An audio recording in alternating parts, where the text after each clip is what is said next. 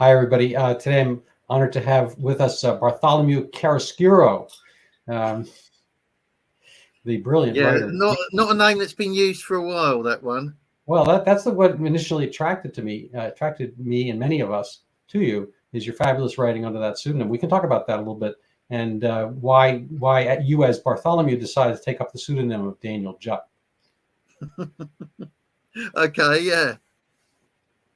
So Daniel is a fabulous writer. He writes at Jupplandia Substack and hither and yon elsewhere. Very much quoted on Facebook. You have kind of a cult following, and I'm hoping it turns more, from cult to mass idolatry.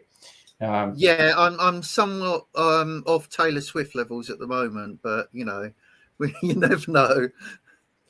Well, I mean, there might be opportunities for you if you start dating. I'm not sure who's available. Maybe Lady Gaga. Your wife might not necessarily approve. So No, and I think she'd definitely object to me dating an American football player. But if it brought the money in, maybe she'd change her mind. all right. So Daniel, tell us about yourself, your writing, how you got where you are, and what's top of mind. Okay, well, I've had two books published. One was about cultural Marxism, which was my first book that was published in 2019, and the second one that was out last year, September last year, and that was on Bill Gates, the beloved philanthropist, and that was Gates of Hell: Why Bill Gates is the Most Dangerous Man in the World. But my background is that I'm a kind of ordinary working class Englishman.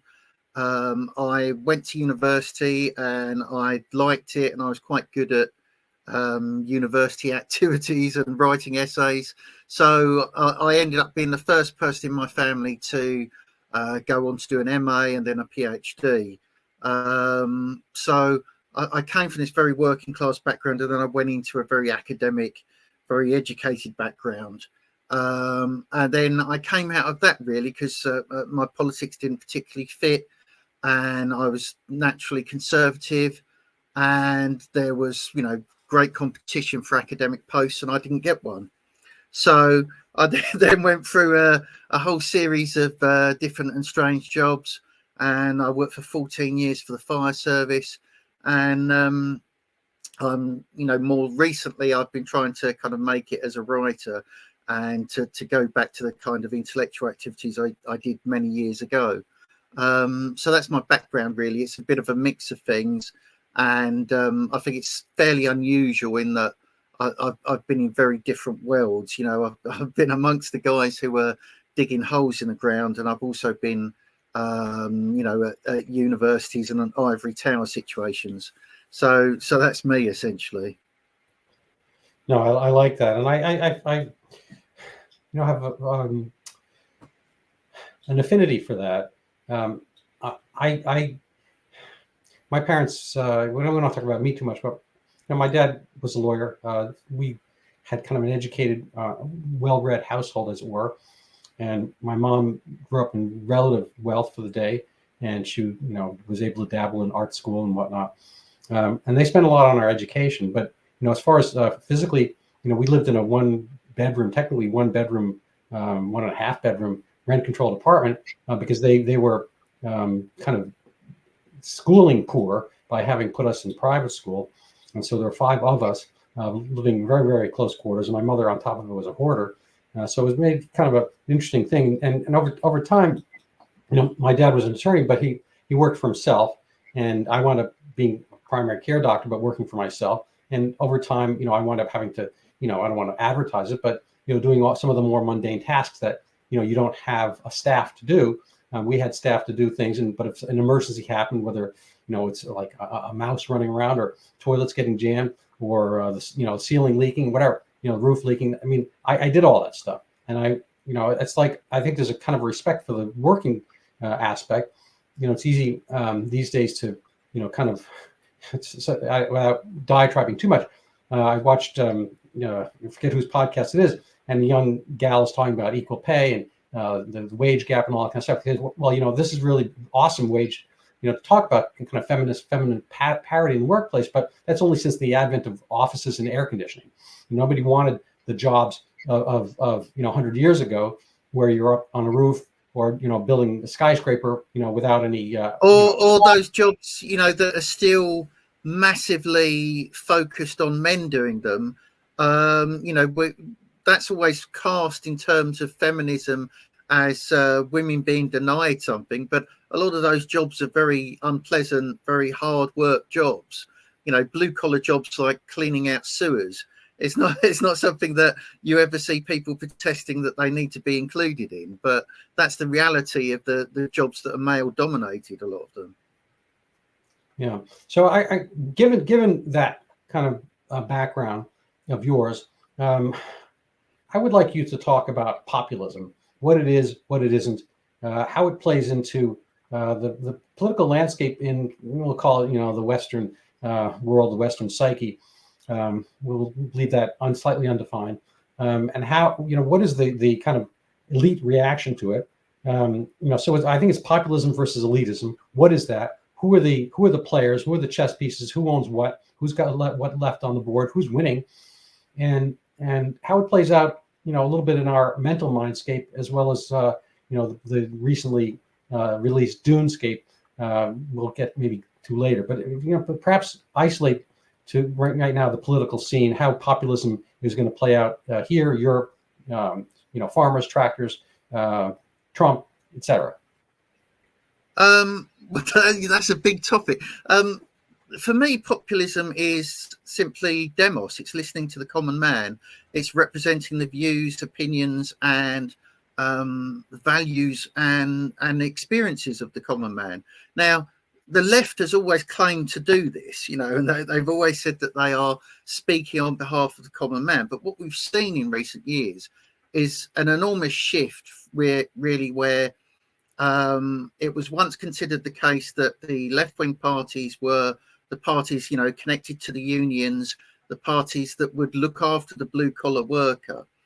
That has gone essentially because the left stopped concentrating on class and started to concentrate instead on things like race. And the left decided that they could get a coalition of minorities, a coalition of people who were not white, were not male, and they could build on that instead of building on the blue collar base. And that really shifted what they were doing. And their support became more and more the kind of support that comes from the middle class and even the upper class. And we've seen the left gradually become a sort of mainstream that's in alignment both with radical ideas and radical social ideas, and also in alignment with the super rich.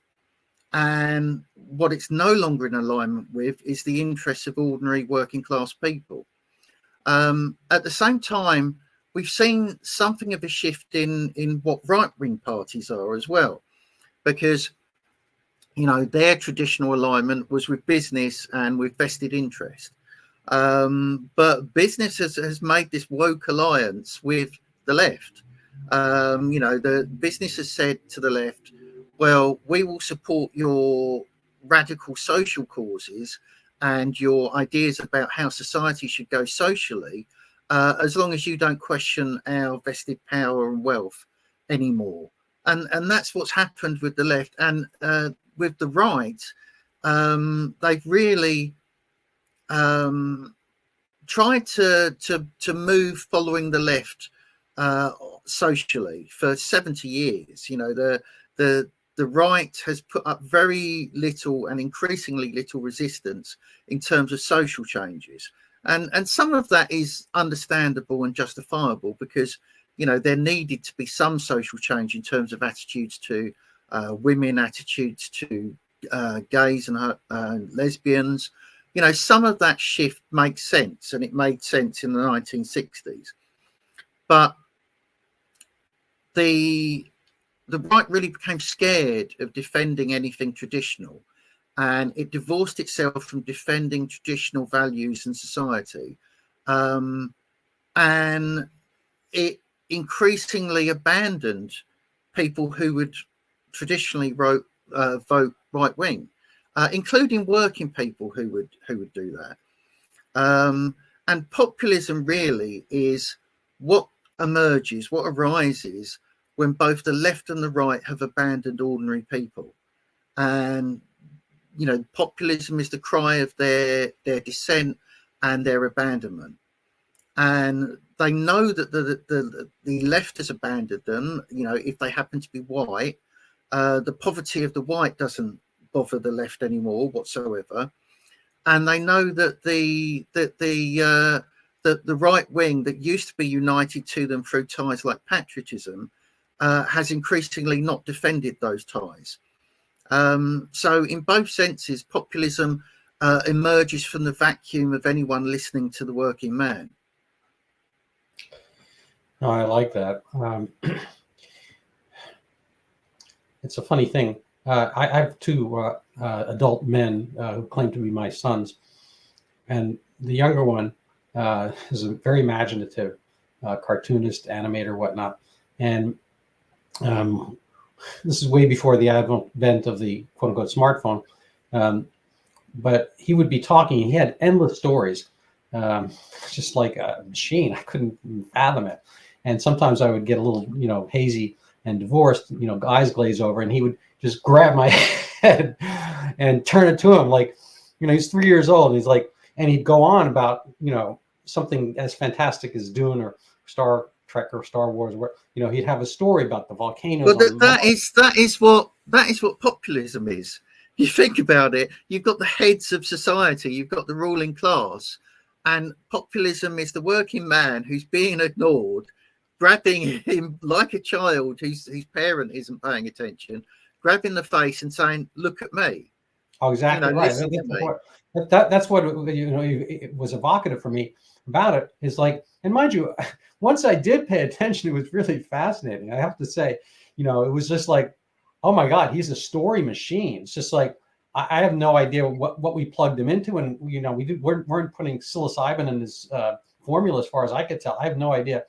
It's somewhat persistent. He's a very talented guy. That's another day, another topic. But I think it's really at base, whether it's Freudianism or whatever, Jung or whatever. I think people have a desire to be heard and connected, and whomever amongst us, whoever is least amongst us. And I think there's there's this kind of your head buried in your laptop, head buried in a book, head buried in a newspaper. This kind of way that much of the elite or the apparatus really is self-concerned and or concerned with totally different topics, their own kind of dinner party circuit, funding and whatnot. And the rabble, hoi polloi, don't really figure into this. Are there people who tap into this? And oddly enough, getting back to the stories, when I was a kid, we had Richie Rich. It was a comic book, and as the name might imply, he was a rich kid, and he was, sort of out of touch, but he had incredible wealth, and he sit in gold chairs and whatnot. And we have Richie Rich. Donald Trump literally lives amongst gold appurtenances, and whether he has a gold toilet, I have no idea. But the weird thing about reality, which makes it hard to conceive, is that he has this populist sensibility. Where do you think that came from? And do people realize it? And is he resented? And what is the virulence of the kind of blowback on Donald Trump? And is he a populist?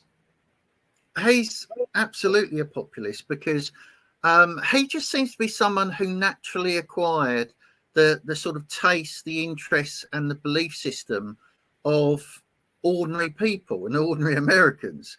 Regardless of the fact that he comes from a billionaire background, and that his father was enormously wealthy as well. He is someone who sounds like a kind of ordinary guy, who thinks like an ordinary guy, and who has sympathy for ordinary people. There's if you actually look into some of the things he said rather than the things that the mainstream media tell you he said. One of the interesting ones is in his interactions with the armed forces. He said, that he'll be told one set of things by the generals, but if he wants the truth, he'll go to the NCOs or the people lower down and get the truth from them, because they know what's actually going on. And I think that's his attitude generally, and it's why working class people in turn can love him just as much as the elite and, you know, people from his own wealth level that despise him. And really, your reaction to Donald Trump is very much moderated by your class, especially in Europe, I think. Maybe there are plenty of well-off people in America who consider themselves ordinary patriotic Americans and who like Donald Trump. But in Europe, even more than in America, a lot of the hatred of Trump derives from class snobbery, you know, because he, you know, eats McDonald's and because he expresses himself in very blunt fashion at times. And so much of it shatters the self-importance of the ruling class, or of the middle class who aspires to be the ruling class. You know, the way he behaves and the way he speaks and its connection with ordinary people really shows up their pomposity, their distance, their removal from ordinary life, and they hate him for it. They despise him for it. So he's very much a populist, and that's very much a good thing. It's a thing that's needed now, because our media class, our ruling class generally, are utterly divorced from ordinary people and what ordinary people want. We have the Hell of Gates, although your book is The Gates of Hell. Yeah. So Bill Gates, wealthier than Donald Trump. Yeah. I think he's considerably wealthier than Donald Trump. Is he an elite? And with given your research into Bill Gates, can maybe just do a side by side? You know, both from wealthy families, you know, influential dads, went to private school, you know, a little bit of Ivy League-ish in both parts. Where do their stories diverge? Who is Bill Gates? Why is he not Donald Trump, or vice versa? Where does each go wrong? That's a really interesting set of questions. I mean, for me, the glaring and obvious difference is that the money that has come to Donald Trump that he got from his father was relatively new money. You know, he comes from an immigrant background, and he is not settled in that sense. His money was made through business, made through real estate, and is much more recent, really. Whereas Bill Gates is more an inheritor of old money, and all the snobbery that goes with that. Because you know, despite the fact that he was working in his father's company, Donald Trump was working. You know, he was doing business. He was getting his hands dirty, if you like, in a very real business environment. Whereas, although Bill Gates is a very proficient and very skilled businessman, nobody can deny that, you know, and built Microsoft up, he never had a level of associated risk, really. His family was much more kind of Seattle old nobility, almost, you know, in American terms. And he had $1 million trust fund to fall back on if Microsoft failed. And you know, what he was doing was cutting edge at one point with Microsoft, but he seems to have inherited a very much more kind of rich socialist kind of set of hypocrisies than Donald Trump ever had, even as a Democrat. So, it's the difference between old and new money, essentially. So I belong to brownstone.org, and I write for them on occasion. There's a fair amount of pushback to any Trump ascendancy, reascendancy, and it seems that RFK Jr. is more favored in that coterie. But it's. But to be fair, he's very much an outsider as well, and they're not really that happy with him either. So, amongst Brownstone, there's kind of the sense that Donald Trump did the original sin of following along, say, the Gates protocol of the October, that kind of pandemic war game from 2019. I think it was Gates helped sponsor and whatnot. What do you see as Donald Trump's complicity in lockdowns? Was he an active participant? Did he go along for the ride? Was he coerced? I have my own theories on this. He was essentially deceived, and one of the character flaws that he does have is that he doesn't want to admit when he's been wrong, and that even the possibility that he could be wrong, and he was certainly wrong on fast tracking vaccine development, deferring to Fauci, deferring to the Gates Foundation. All of that was errors that Donald Trump made. I think for me, the big difference between him and, say, a kind of Boris Johnson or any of the kind of leaders in the rest of the Western world is that everything that's been really bad that Donald Trump has done has been things that went against his natural instincts that he was advised to do by others. And he had the entire medical establishment of the US telling him to act a certain way. And I think, like many ordinary people, he was deceived. We know now that some of the advisors on COVID were deliberately presenting false evidence to Trump, and they were concealing evidence from him. And Trump won't admit this and doesn't want to admit this. And you can see why, because of his own kind of vanity about himself. But there was a deliberate conspiracy to conceal facts from him whilst he was president. And a lot of the decision making that he got wrong was based on that deception. Deborah Birx has boasted about this, about deceiving Donald Trump. And, Dr. Atlas tried to present the view of doctors and experts who were against lockdowns and were against the rush vaccinations. But the wall of the not even the deep state, but just the professional class in Washington, D.C., was there blocking access to Trump, lying to Trump, just as they were lying to the people generally. And I think Trump made a huge error with that stuff.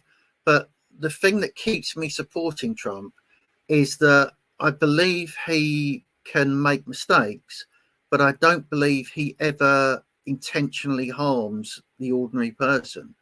And that shouldn't be a huge recommendation, really. It should be an expectation, a baseline of what we want from our leaders. But it marks him out as remarkable because he's about the only one I trust not to deliberately want to harm us. No, that's an excellent point. You can, for some of the background on this, you can go to the excellent writer. Let me see if I can find it here. Oh, it's me. This is my article from a few months ago in Brownstone on Dr. Fauci's own gain of function. It really goes over some aspects of the timeline of what happened. And I'm indebted to many people at Brownstone, including the illustrious leader Jeffrey Tucker, who comes up with the 7 Days in May book scenario, and he talks about the mid-March 2020, which was the kind of I guess crisis moment when Trump's own tweets went from minimizing coronavirus as bad flu, bad cold. Yeah, I've read that stuff, and you can really see there's a specific day around that time where Trump goes from saying we don't need lockdowns, we don't need any of this, and it's literally the next day he's agreeing with it all. And Right. Obviously in that space of time he had private meetings where they changed his mind, and that change was based on similar lies and deceptions to those that were given to the general public, I believe. Yeah. We don't know what other kind of pressure was applied to him at that point, but it's quite clear that they shifted his view and they shifted his opinion. And that the entire US medical establishment was behind this almost. Yeah. I have posted here the fictionalized conception of what might have been, basically that this is somehow it was engineered in China, true, and it could very well be a bioweapon, possibly true, and you can be the Superman-ish hero to combat it, and we can make a vaccine super fast, and that is actually true. And you mentioned earlier his effort to produce a vaccine. I actually think it was hugely successful. My area of some expertise is the Zika virus, and they had essentially, they didn't call it the same thing, Operation Warp Speed, but Fauci promised a Zika vaccine tomorrow, and using just Fauci brilliance and the government, we still don't have one. I'm checking my watch, it's like almost 9 years later. Well, this is sort of perfectly designed to kind of appeal to what's good about Trump, really.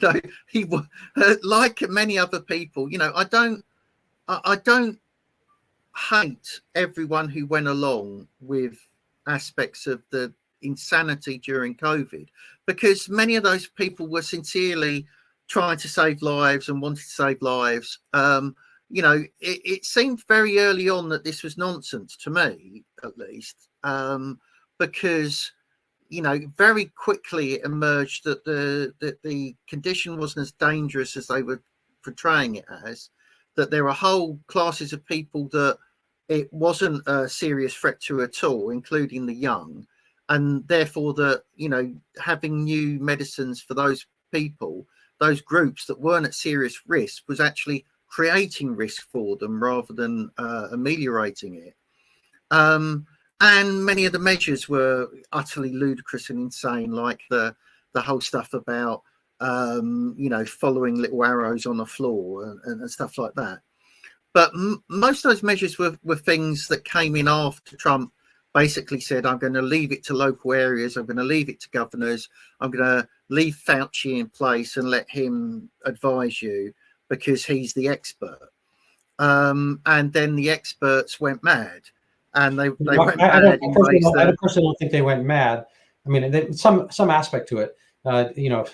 It's like with Thomas Saz, we have to decide what is madness, what's insanity. I think Frank Herbert puzzled over that same thing, but we'll get to that. Yes.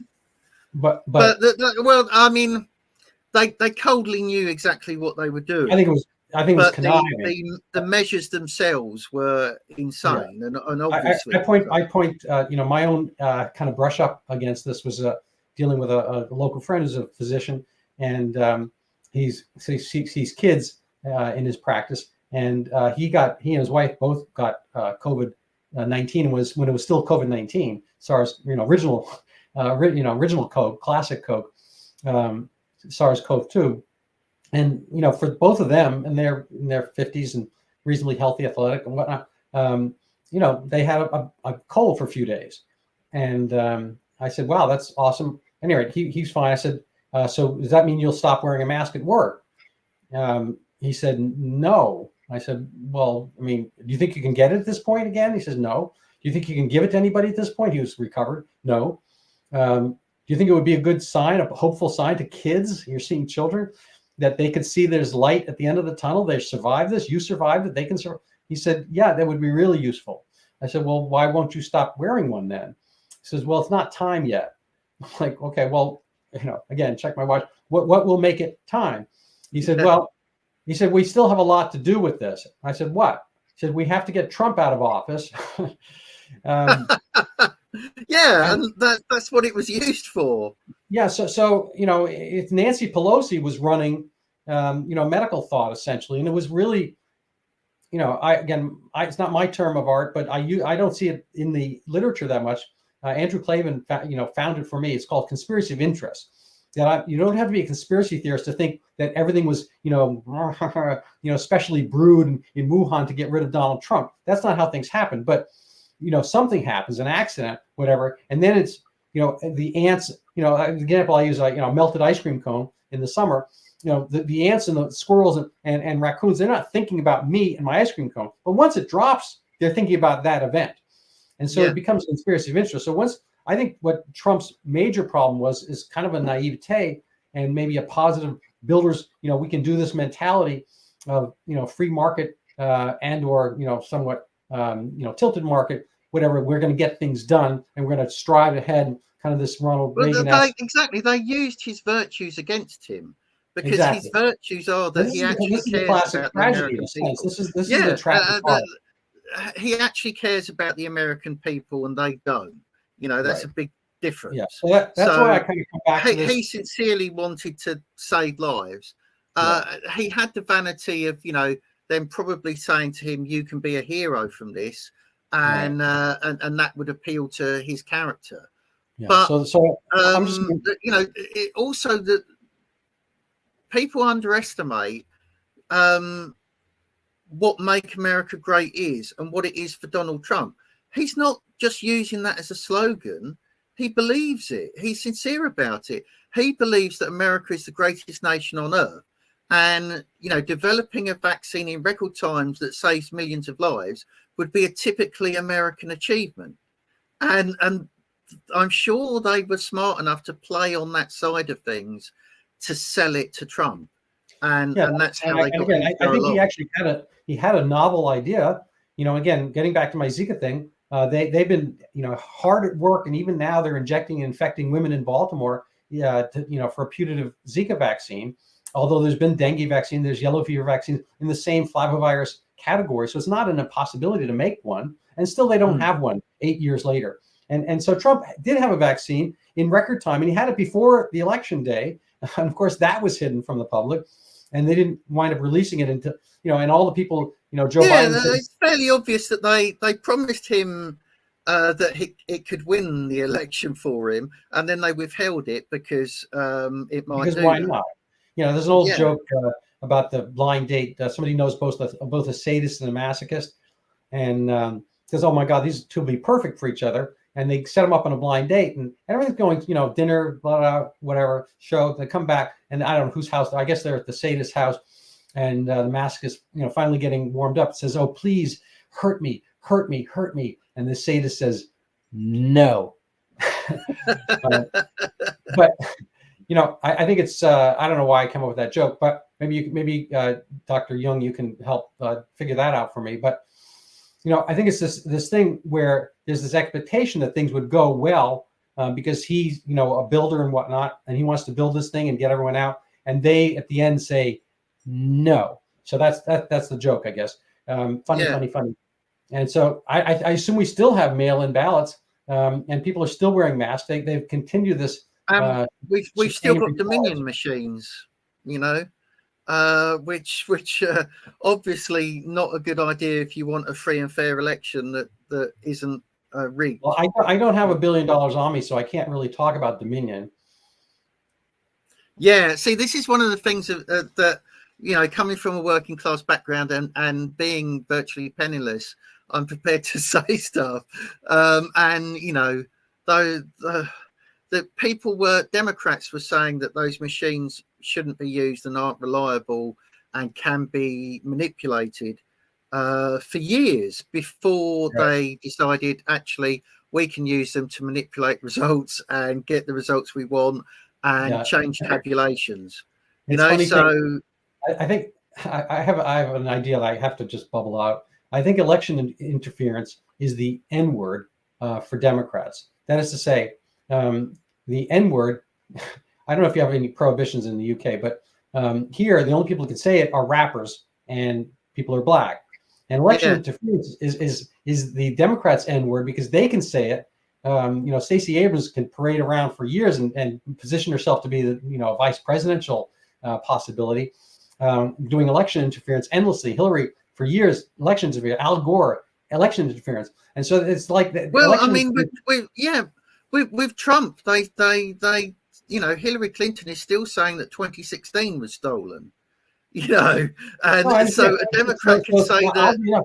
I can't say the actual word. Donald McNeil, about whom I also wrote for Brownstone, he eventually they pulled it out of their. They pulled this arrow out of their quiver about his using that in a context because they wanted to get rid of him for other reasons, I assume, at the New York Times. And they went back to a few years prior in Peru when people in Peru, the Peruvians, whatever, it was an international group, I don't know, of students, I'm not sure from where they were. And they said, what's up with that in the United States? We listen to all these rap songs and everyone's using N all the time. And yet people can't say it in public. What is that about? And he went into a reasonable, academic-ish discourse on the topic. Fine, but apparently it's on videotape recorded. And when they wanted to get rid of him, they said, oh, and he's using the word in his response, and so he's using it basically with air quotes and so forth. And they got rid of him because they wanted to. This is kind of like this, the words you can say when you can say it, and only if you're in the right camp can you say those words. It's a weird world, and I think this plays out again, kind of with other words.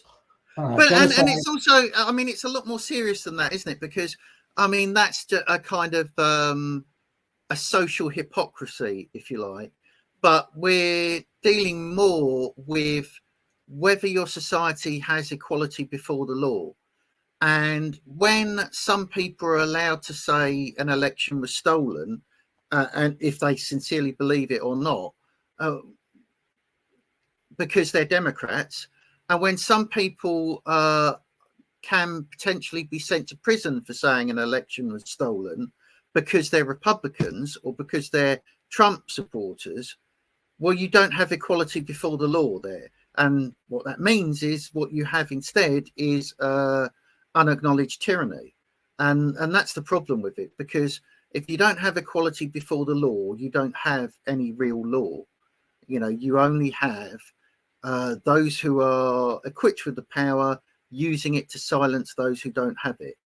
And that's the American justice system at the moment. That's the Justice Department under the Biden regime. That's what we've had openly, really, since 2020. I always just want to put IN in front of the department, in the middle of Department of Justice. Yeah, it is. It is patently and obviously, I don't really like the term two-tier justice because it doesn't fully express what you've got going on. Because, it sounds like a kind of fairly mild unfairness. And actually, it's the destruction of every principle an operating democracy or a republic that considers itself to have any concern for justice should work by. It's the complete destruction of everything in terms of the trustworthiness of your system if you don't have equality before the law. And that people don't even care about that equality before the law. Democrats should be outraged that their own side has destroyed equality before the law, because it's the basic, the most, even more than freedom of speech, it's the basic operating principle that tells you that there is some justice in your society, and when it's gone, it's very hard to get it back again. No, justice is supposed to be blind, but apparently it's also supposed to be deaf. Because, it should be blind. It's becoming deaf. It's supposed to have cognitive dissonance now. It's supposed to be able to simultaneously say, this is absolutely the most noble thing imaginable when we do it, and absolutely the most vile thing imaginable when you do it. That's how the American justice system is now operating. And that's how, Democrats are justifying things. I mean, an example, sorry, I get quite passionate about this, but the example is reactions to the Supreme Court ruling 9-0 that actually Republican voters are allowed to vote for Donald Trump. This is banana republic territory where you try to remove someone from the ballot because you don't like them and because you've got various prejudices and lies that you've accepted about them. But the reaction, the most interesting thing is not just that they have their own fanaticism to want to remove a rival through a kind of extrajudicial means, or through a kind of rigging the game means. It's that they will then outright tell you that them deciding who Republicans can have as their candidate is democracy, and that the Supreme Court ruling is attacking democracy. It's a complete inversion of reality, and they're functioning by that. They're living by that. And that's what they're applying every day. No, it's a crazy thing. First of all, I'm wary of the word democracy. It's a lovely word, but democracy is three wolves and a sheep voting on dinner.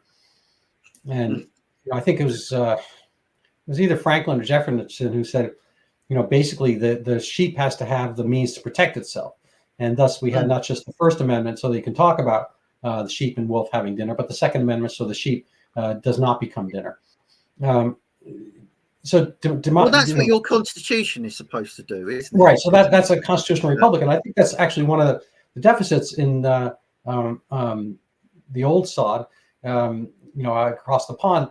That you guys have, something. You have democracy, and you have something of a republic, but there's no actual constitution, and things are in flux. There's the English Bill of Rights, and there's Magna Carta, and there's common law, and all of those things form collectively an unwritten constitution or a semi-written constitution, which is supposed to work in the same protective manner that the US Constitution does. But of course, in both nations now, they provide no protection whatsoever because the people in charge just reinterpret what those things are, and nobody is stopping them.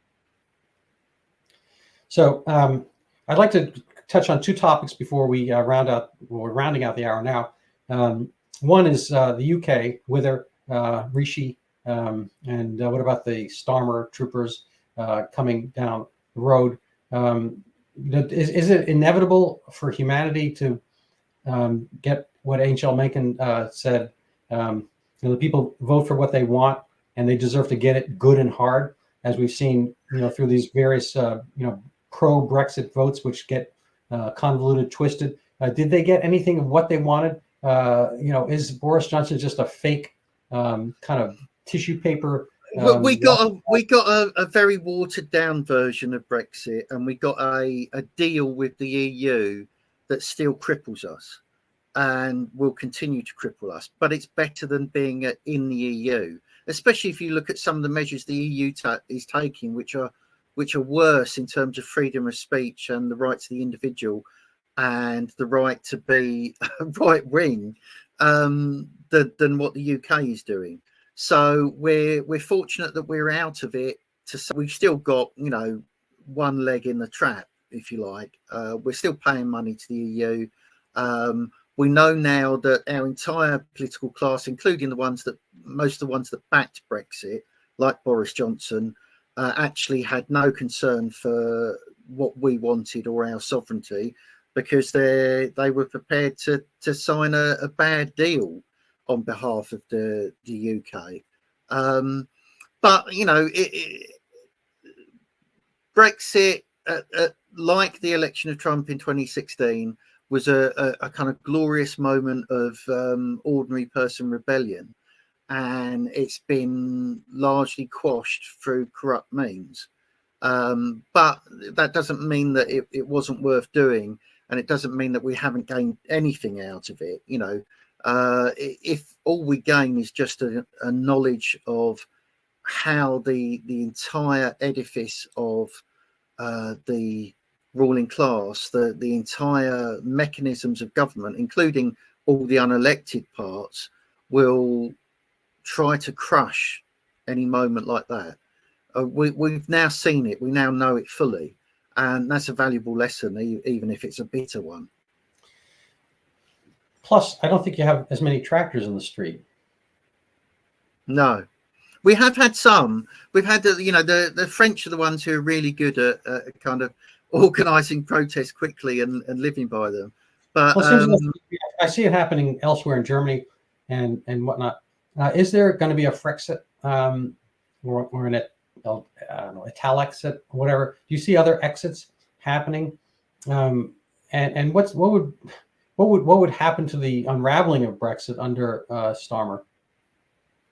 I think what they will do is they will sign some new kind of accord or agreement with the EU, and it will be sold as solving the problems caused by Brexit, which means essentially we will start transferring power away again, and we'll do that without giving people a vote on it, because give people a vote on it and have it be an honest vote, and they sometimes have the embarrassing habit of returning results that the ruling class don't want.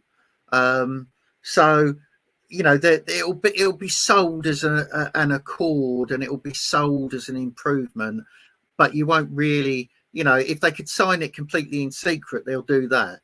They don't want people to know. They don't want people to have a say.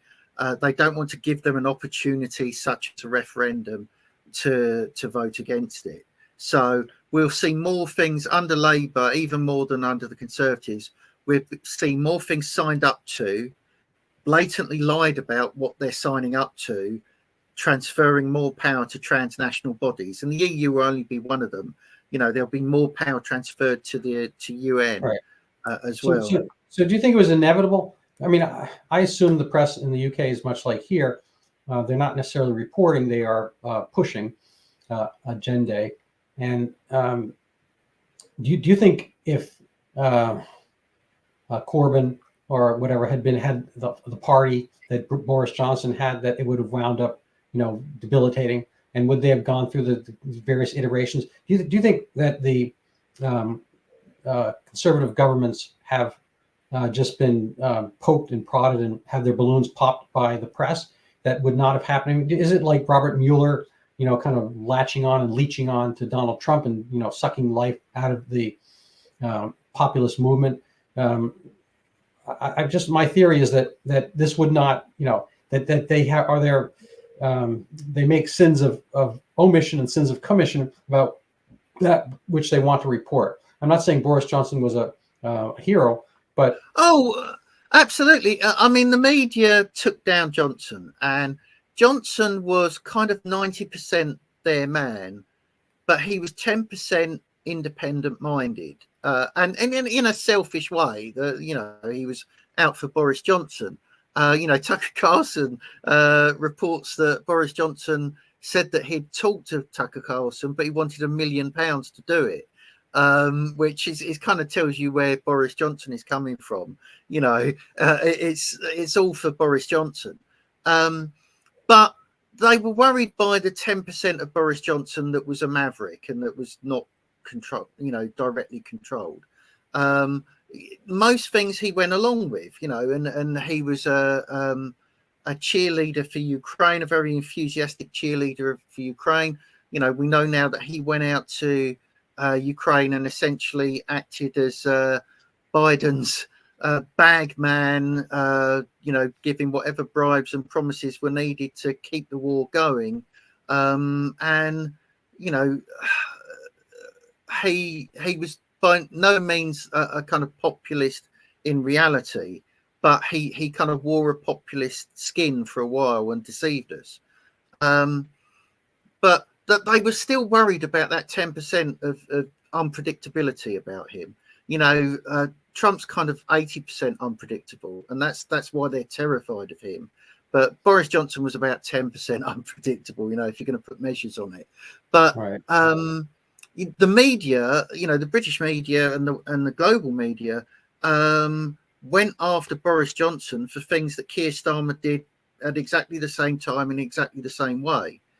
You know, so of course the media decided that they wanted to get rid of Boris Johnson, or were told by their actual masters to do so. I think, for me, part of it is probably that they wanted another lockdown, and Boris Johnson finally refused the final one. And, you know, the kind of snobbish revenge for Brexit, because, you know, none of the political establishment wanted that. So I'd like you to talk about the movie Dune and the kind of Muslim movement in the UK. Yeah. Well, Dune's very interesting because, you know, we've seen this, you know, the use of the culture wars and the woke capture of very popular franchises to deliver woke messages. You know, we've seen that with Star Trek, we've seen that with Star Wars, and you know, there's been a reaction against it. We've seen that with especially the Marvel cinematic universe, as they call it. You know, so for someone like me who's a geek, you know, I pay attention to these things as well. But I think one of the great mistakes of conservatives and traditionalists over the last 70 years is that we've considered all this stuff trivial, and none of it is trivial. What we know now is that the people who control this stuff control everything. You know, if you're controlling what people see in their leisure time and listen to and take into themselves as part of their identity and part of the things they love, then you know, you're controlling them politically as well. And that's what it's for, and that's why they don't want any kind of alternative out there. And it's why, you know, when a company goes woke, they're prepared to take losses to keep pushing that woke message, because eventually they will brainwash everyone. And, you know, they might get some resistance at first, but they expect to win in the long term. But with the kind of Muslim threat in the Western world, it's not just in Britain, it's in France, Germany, everywhere. There's been a long-standing complete dishonesty on what the Muslim threat is and the extent of the Muslim threat. And, you know, we pretend that there is this thing called the moderate Muslim and the westernized Muslim. And there really isn't. You know, you look at polling on attitudes, and or if you look at the tens of thousands of people that march on the streets in support of a terrorist organization that had just committed murderous, violent, despicable acts of pure savagery, and people marched in them and for them and called them the victims, you know, and say that they're on the Palestinian side when the Palestinians had just committed a grotesque atrocity. The Islamic problem is enormous in Western countries because we've invited millions of people in. We haven't changed their attitudes from the attitudes of home nations, and the attitudes of their religion are inimical, you know, and completely contrary to the attitudes of Western democracies. They really are, and nobody's being honest about this. You know, your peaceful Muslims will still, when you poll them, will still support Hamas, or, you know, will still have many of the attitudes that are despicable.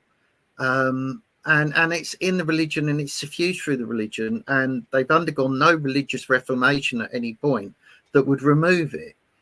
It's been there for 14 centuries and it's still there, and nobody in our political mainstream will be honest about that. Now, in June, what you've got is obviously a science fiction setting that is suffused with references to what's pretty obviously Arab culture and Islamic culture. And, you know, you have the word jihad is used. And in the June film, they talk about fundamentalists, which is not something that previous iterations of June have done before. And I think part of the reason for that is that they try to establish in that film the idea that there are these skeptical, humane, laughing, friendly, moderate Fremen, and they are opposed by the fundamentalist religious Fremen. And, you know, that's really a clear indication that this is something written by essentially modern liberals who refuse to acknowledge what Islam is, and that the extremism works through the whole of Islam. You know, so they're given a fictional template of their real world attitudes towards Islam.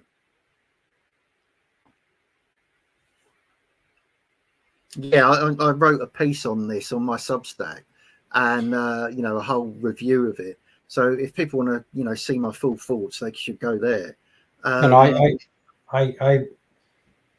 actually, if they want to see your full thoughts, they got to come here and watch this. Yes, here as well. But no, I'm not a Dune expert. I'm a little more familiar with Star Wars and Star Trek, but somehow I skipped Dune growing up. I haven't seen the movies, but I like your piece, and your writing is always excellent. And so I commend people to look at this. You know, this is kind of the relevant part here. It's you know, I think we couldn't help but see the laser writing on Big Ben. Yeah. Of you know, freeing Palestine from the river to the sea, and I'm all for it as long as we free it from Hamas. Yes. It's I mean, we are, let's be honest about the situation in Britain, and very few people are honest about this. You know, we have got Sharia courts all over Britain now, you know, and that they're acting, you've got two-tier justice there in a really dangerous way, because they are making judgments, they are passing verdicts, they are having influence in Muslim communities across the country. And that really establishes this idea that these people function by a different set of laws and a different set of principles. Well, if you look at something like, you know, if you're a white Christian or from a Christian background, you know, you can be done for bigamy in this country. Whereas, you know, Muslims have multiple wives, they you know, build up big families. A lot of it is welfare dependent. They're, you know, they're claiming benefits for large families that they have through polygamy, essentially. And these are things that a non-Muslim would be prosecuted for in this country. You know, it would be welfare fraud, and it would be breaking bigamy laws. Whereas, you know, if you're a Muslim, those things don't apply to you. And we have a scale of it. You look at the number of councils that have kind of Muslim leaders, the number of areas. Obviously, London is the most obvious with Muslim mayors, and the completely homogenous nature of many of the areas, especially in the north of Britain, where you've got enclaves of entirely Muslim communities that haven't integrated, that have many people living there who don't speak English, that make no attempt to adapt to being in Britain. And they are dominant, and our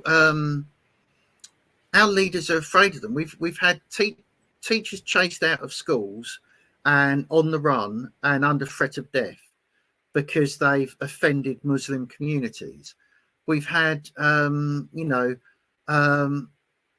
MPs being threatened unless they vote against Israel, or unless they vote in a way that condemns Israel. We've had David Amis, not that far from me.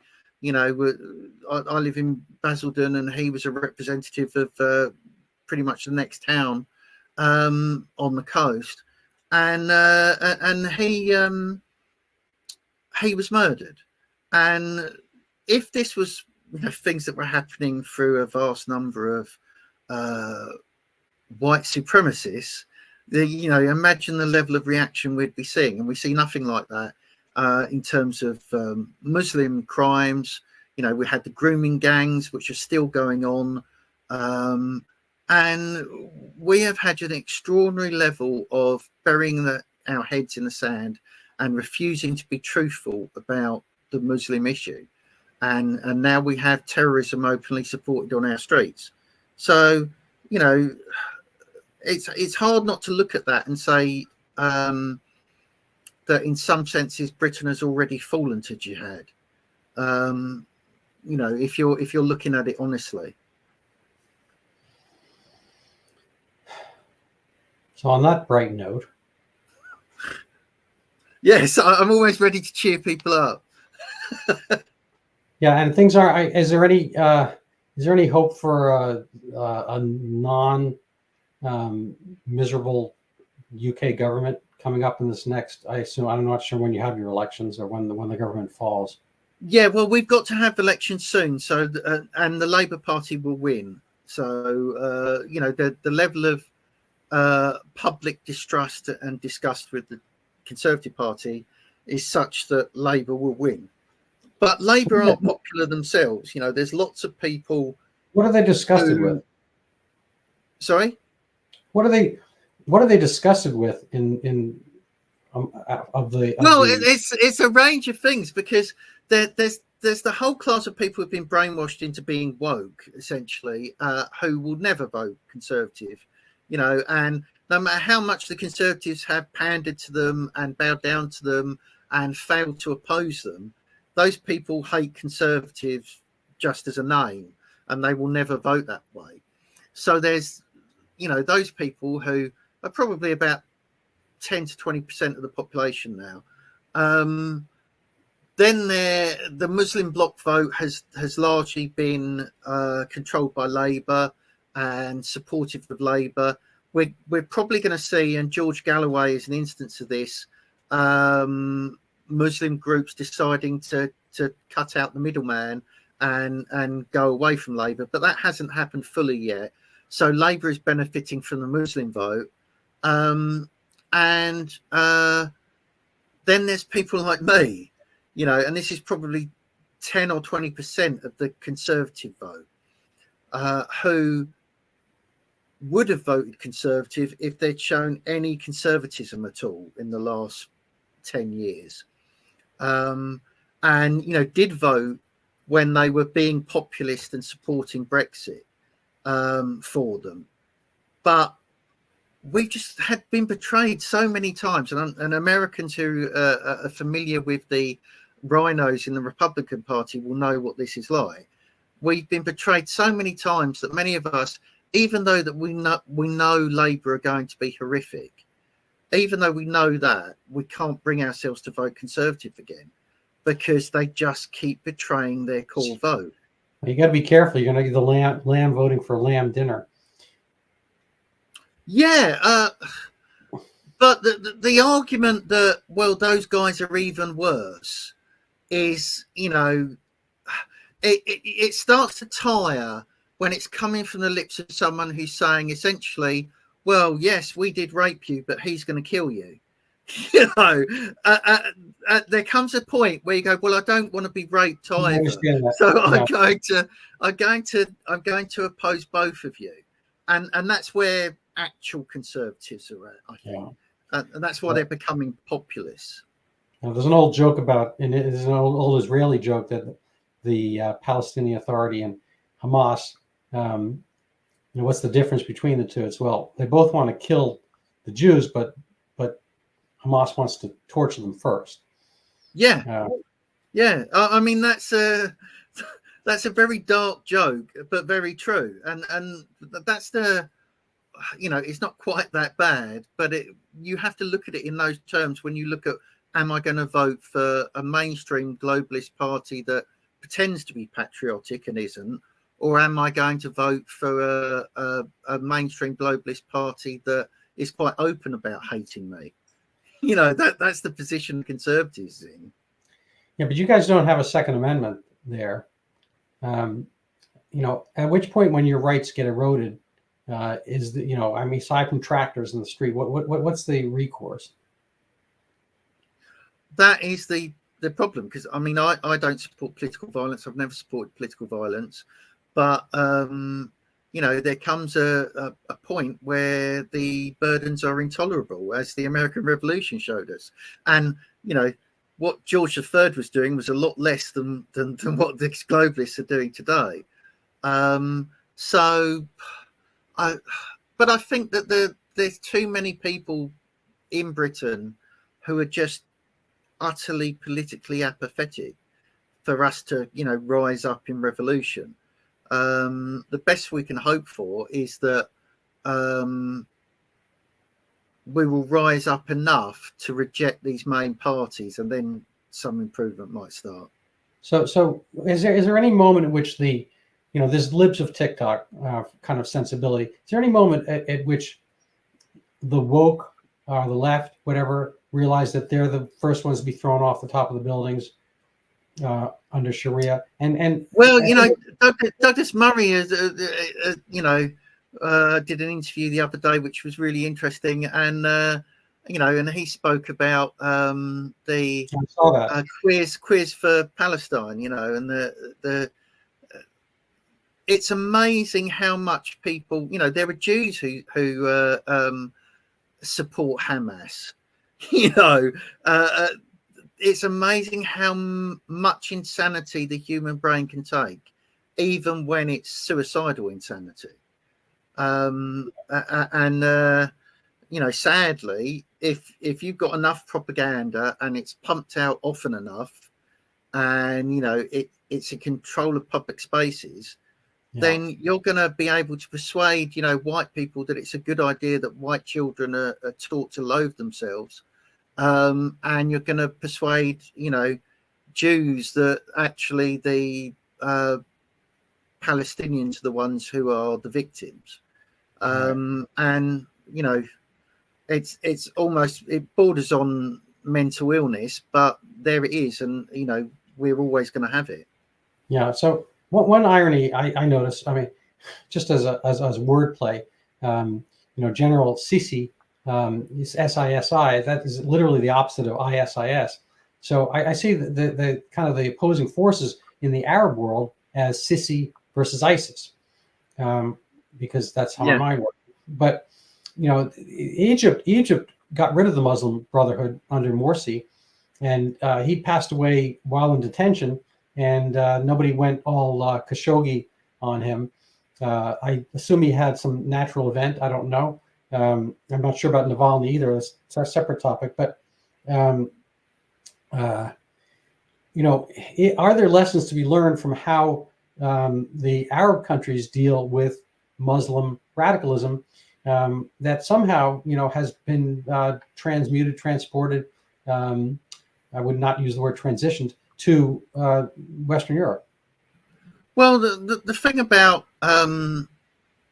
Eastern cultures and whether Islamic or non-Islamic, actually, is that they're much more prepared historically and today to be brutal when brutality is beneficial to them than the West has been. The West has been kind of in this dream of peace and plenty for a very long time, and it blinds us to hard truths and things we need to do. And one of the most interesting things that Murray was discussing was just this, and that we aren't really prepared to be tough on those who would kill us, and nobody in the Western world is really. Whereas they're not going to be worrying about the rights of the Muslim Brotherhood if they're a rival Islamic sect that wants rid of the Muslim Brotherhood. They're just going to destroy them. And sad as it is to say this, that attitude is more effective against that kind of opponent than our attitude is. All right, so I'm going to call it a day and let you get back to your fabulous, incredible writing. I recommend people go stop at Jupplandia, and they can give you money. Let's see if we can. Go on Jupplandia. There's articles that are going up there all the time, and a lot of them are, the vast majority of them are free. Although if I get paid subscribers, that helps me out more, obviously. It's jupplandia.substack.com. Go on there. I'm also on Facebook if people want to contact me there. And thanks for putting up my book. The first book is A Gift for Treason. That's an explanation of cultural Marxism, so all the groups that hate the West. My next book is the Gates of Hell one, which I think is an important read given Gates's influence. And things have gone quiet on Bill Gates lately. There's not been a lot of news about him, and that's probably more worrying than when he's discussed a lot. Has Tucker Carlson invited you on to talk about Bill Gates? Sadly, no. I'd be very happy to go on there, and then see if I'd be the first person that Tucker says, actually, that's too much. You can't say that. But that would be my ambition, But no, I've got a very loyal following, but a very small following. So, well, let's see if we can make it bigger. If people want to help support my work, they can throw money my way by buying my book. It's Overturning Zika, the Pandemic That Never Was. People, I think, are putting this in the rearview mirror, but it's not completely gone because there's going to be a Zika vaccine shortly, and no doubt it'll be mandated around the world, when in fact the underlying premise, Zika, which is a real dengue virus causing microcephaly, which is a real but very rare unrelated issue that dengue and other flaviviruses have never caused, will be issued, mandated, and put out to billions around the globe, and maybe everybody because of global warming and whatnot. Anyway, thank you so much for being on my show, and I appreciate learning and listening, learning from, listening to you. Thank you so much, Daniel.